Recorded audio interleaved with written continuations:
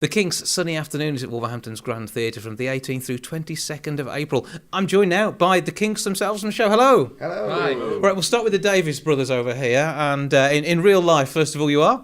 I'm Ray. I'm Ryan, and I'm playing Ray. So all they are. And Dave in the show is? I'm Mark. So that's confusing to begin with. Yeah. But first of all, tell us a bit about how you recreate this sibling rivalry at some point as part of the show. I guess it starts off when they were young lads and the band was just being formed. There weren't really too many creative competitions going on. They were more panicked to begin with, and more like, oh, look at this sound we're finding and making together. There was still like brotherly sort of scuffles, but I think it got a bit more intense as time went by. Yeah, because it actually starts off in the early part of the 60s. 1964, the band officially started launching themselves upon the world. But it's a story that ran in itself through to the mid-90s. And how much of that tale do you actually get to tell us on stage?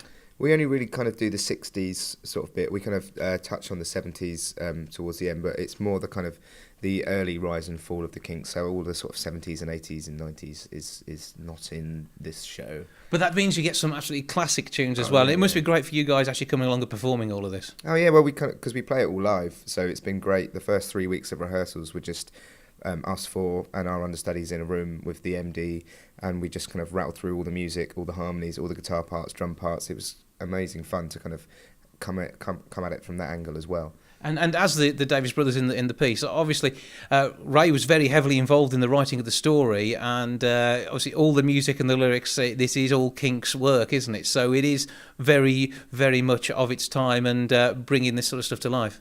People often come and watch the show. I mean, when I very first watched the show, I remember thinking that some of the tunes were written for the musical, but they weren't. They were written just through Ray's perspective at the time. Was 64, he was writing stuff like Money Go Round, seems to fit in the show so well.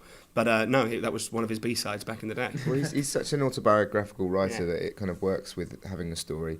And, you know, having Ray involved in the show as well just sort of gives it a little bit of that authenticity that kind of makes the show real. And have you had the opportunity to meet him, or has it all come through the production team? Yeah, no, he's been in and out of rehearsals when we started and when we opened, and he's come along to see us sort of, you know, he at least comes sort of like every other week, maybe once a month, depending on where we are in the country, of course. Yeah, so heading off around the different venues and taking a look at it. And of course, from the Davies brother point of view to the rest of the band, because there are 4 members, and we should not forget the rest of the gang. So introduce yourselves first of all. Hi, I'm Andy and I play Mick Avery.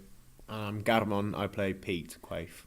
And when you're looking at these roles, it certainly is not secondary. They were a big part of the way the music came together, and that comes across in the story. Yeah, I mean, it's definitely, in terms of Mick, it's definitely part of, you know, being the drummer, you're the backbone of any band, and definitely seeing as the relationships burgeoned and grew into how they worked in the band, you can definitely hear that in the music, and it comes out throughout the records, is the relationships between the band members influence the music. And with your background, I mean, the number of different things that you've all taken part in, as we're saying, you are performing live on stage. It is about being a musician first and probably telling the story second in some cases, but that I'm sure doesn't come across in the show because you're so used to doing this sort of stuff on stage. Yeah, I mean, it's sort of tying the two disciplines together as best you can, really. You know, obviously we're playing difficult songs at any time, so of course your musicianship has to show up there through. But I think even just playing the songs, you have to allow one side of your brain to do just the playing, and then one side of your brain is to see, you know, there's a moment in the end of the first act where everything's kicking off on stage, and if you're just playing the songs, you'll just sort of be there playing, you know, either bass or drums, whereas you have to be interacting in the moment at the same time with other characters on stage. So yeah, it's a challenge, but a fun one to have, really. Mm. And obviously, drumming, you get to be quite loud. Bassist, I mean, you're not overlooked. Please tell me you're not overlooked in the show. Oh, no, not at all. No. Pete was often considered the glue that held the band together whilst these two were arguing, and Mick was off just making loud noises on the kit. He was often the one kind of trying to keep the cohesion between everyone when things were falling apart. So no, he's very, very much part of the show, and he's got his own little journey throughout the fame and glory that came with with being in the Kinks in the 60s. Yeah, because without the likes of the talent shows that we see on TV today producing bands, I mean, I think Opportunity Knocks was around there for part of the 60s, but it wasn't quite the same fervour that you have.